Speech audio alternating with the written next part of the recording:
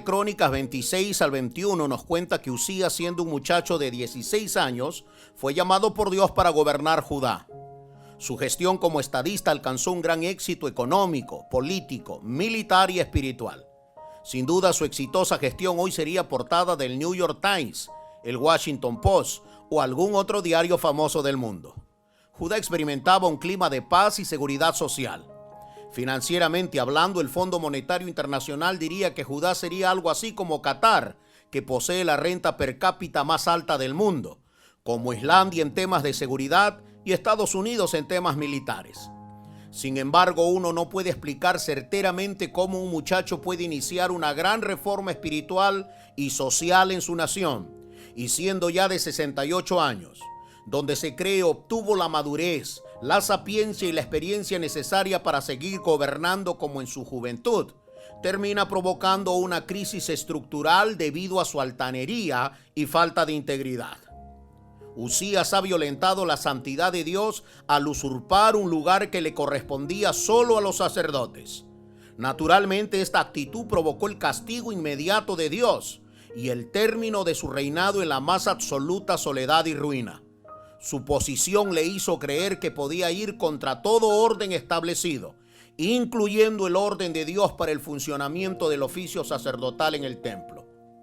Uzías es la representación de quienes empiezan siendo instrumentos promotores de los cambios sociales de su nación, de cambios más domésticos como el de su familia, o de cambios espirituales en el liderazgo o la iglesia, pero que debido a una seria falla del carácter terminan enalteciéndose y corrompiéndose, provocando que el mismo Dios que un día los bendijo los separe de su posición de autoridad y los hiera mortalmente. Uzías también tipifica al hombre que, habiendo recibido todo el favor de Dios, menosprecia su llamado y liderazgo para vivir según sus propios deseos, sin tener en cuenta las consecuencias lamentables que provoca la decadencia moral y espiritual de un líder. Por eso es fundamental que alguien involucrado en algún tipo de liderazgo inicie de forma voluntaria procesos que desarrollen no solo talento, sino una madurez que le permita no solo llegar al lugar de sus pretensiones, sino mantenerse allá. El éxito en el liderazgo de Uzías lo convirtió en un personaje tan prepotente que usurpó una función que solo era competencia de los sacerdotes. Al igual que muchos, Uzías llegó a convencerse que su éxito como estadista lo facultaba para darse a sí mismo atribuciones por encima del diseño que Dios mismo había establecido para el gobierno de su pueblo. Su arrogancia no le permitió calibrar que este sería el inicio de su fracaso y el final de una brillante carrera política. Con cuánta razón Salomón escribió en Proverbios 16:18: al orgullo le sigue la destrucción, a la altanería el fracaso. Todos conocemos mucha gente apasionada por proyectos de transformación, pero la falta de madurez es un talón de Aquiles que podría quebrar todo y hacer que todo lo que construye el talento se desmorone hasta quedar nada.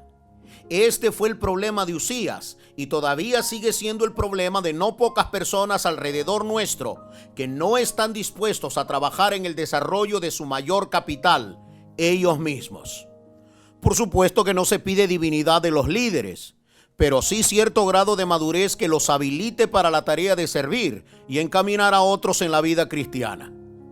El secreto de terminar la carrera de liderazgo con éxito, según la recomendación de Pablo a la iglesia de Corinto, es disciplinar todos aquellos deseos insanos que pudieran hacer abortar los sueños del liderazgo con mayores expectativas.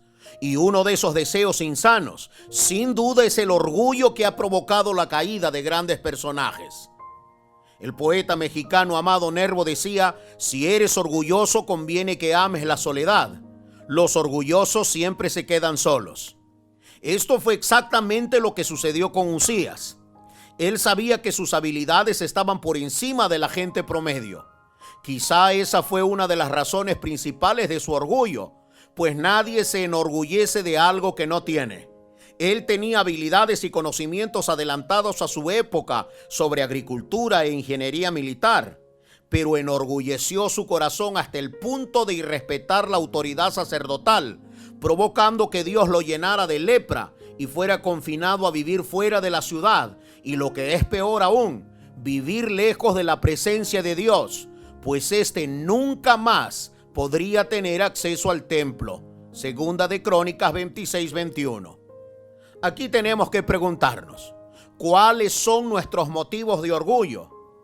Sin duda todos tenemos motivos para enorgullecernos, pero debemos recordar que no importa cuán alto lleguemos en los distintos escenarios de nuestra vida pública o privada, tenemos que vivir pensando en lo que San Pablo escribió en Romanos 12:3. Por la gracia que me ha sido dada, les digo a todos ustedes, nadie tenga un concepto de sí más alto que el que debe de tener, sino más bien piense de sí mismo con moderación, según la medida de fe que Dios le haya dado. Señores, el liderazgo requiere estructura, y no cualquier estructura.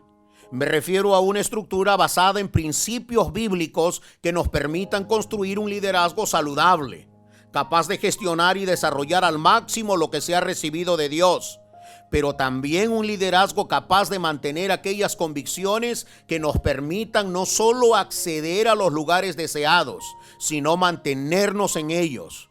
Un liderazgo sin principios se vuelve tirano, prepotente, autoritario, insensible y hace que pasemos de largo frente a las necesidades de los menos favorecidos.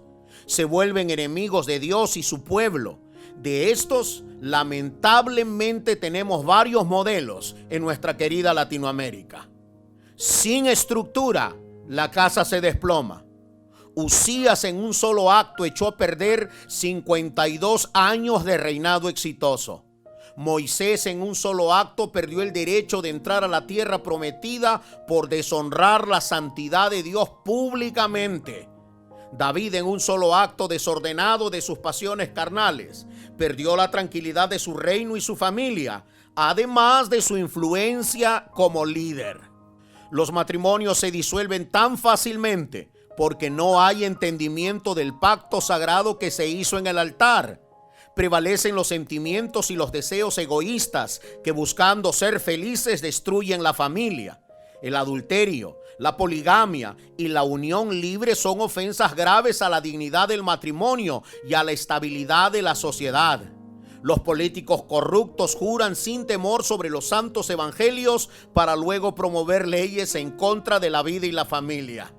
Los gobernantes aplican políticas económicas salvajes que oprimen al pueblo.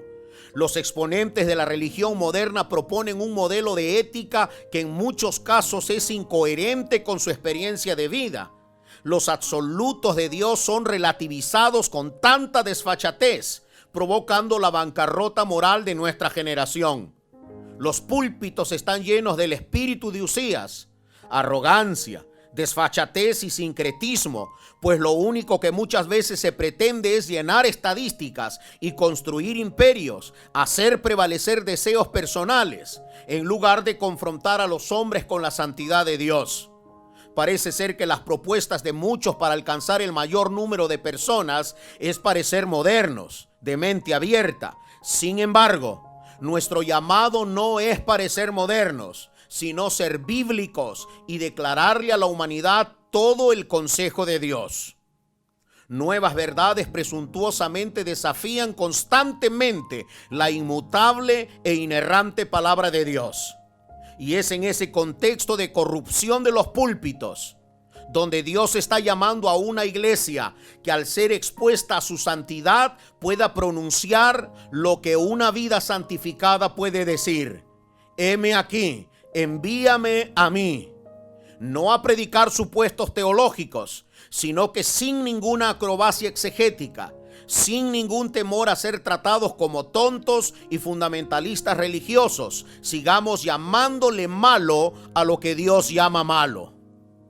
La crisis social siempre es una crisis individual llevada a su máximo exponente. La corrupción del alma produce una infección generalizada en la sociedad y es la iglesia la llamada a ser un agente antiséptico y parar la infección, convirtiéndose en el alma de la sociedad, siendo columna y baluarte de las verdades inmutables de nuestro Dios. Por eso necesitamos voces como las de Isaías el profeta, para que cuando aparezca un Usías que se ha equivocado en el camino, nos traigan la voz de Dios para corregir todo aquello que está deficiente y pudiera convertirse en un talón de Aquiles que destruya todo. El mundo necesita a la iglesia. Es imposible gobernar sin ella. Y no me refiero a ocupar cargos políticos, sino a aplicar los principios que ella enseña y que tienen el poder de devolverle la salud a una sociedad enferma en todas sus estructuras.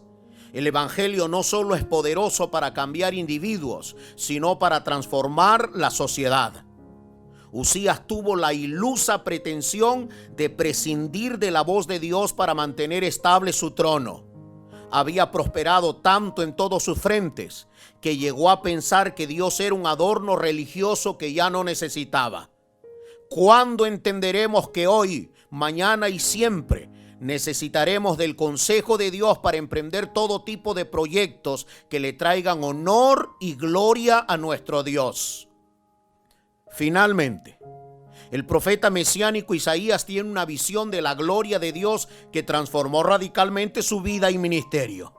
¿Sabe cuándo sucedió eso? Cuando Usías murió. Hoy estoy aquí como un hombre de Dios para decirte que dejes que todos los Usías modernos en tu vida mueran. Deja la prepotencia y la ilusión de que puedes lograrlo todo sin Dios. Pues solo cuando Usías muera podrás ver la gloria de Dios transformando tu vida, tus motivaciones y tu historia. Antes de la gloria tiene que haber una muerte. Antes de que la gloria de Dios venga sobre tu familia, tienes que dejar morir a Usías de la falta de perdón que te ha alejado de aquellos que dices que amas. Antes de que la gloria de Dios venga sobre tus finanzas, tienes que dejar morir a Usías de la avaricia, la falta de generosidad, la mala administración, el materialismo y el consumismo que te están haciendo cada vez más pobre.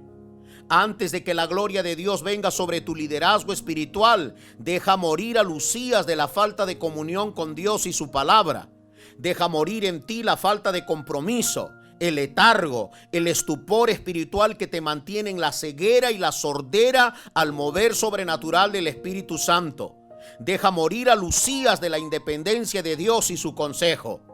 Antes de que la gloria de Dios venga sobre tus relaciones interpersonales, deja que los Usías de relaciones tóxicas mueran en tu vida y no corras el riesgo de ser intoxicado en tus pensamientos y afectar tu destino profético. Antes de que la gloria de Dios venga sobre todos tus asuntos, deja morir a Usías del orgullo, la vanidad, los celos y la frivolidad. Deja tu pecado para que la gloria de Dios te impregne de su santidad y te coloque en la carrera para lograr todo aquello para lo cual has nacido.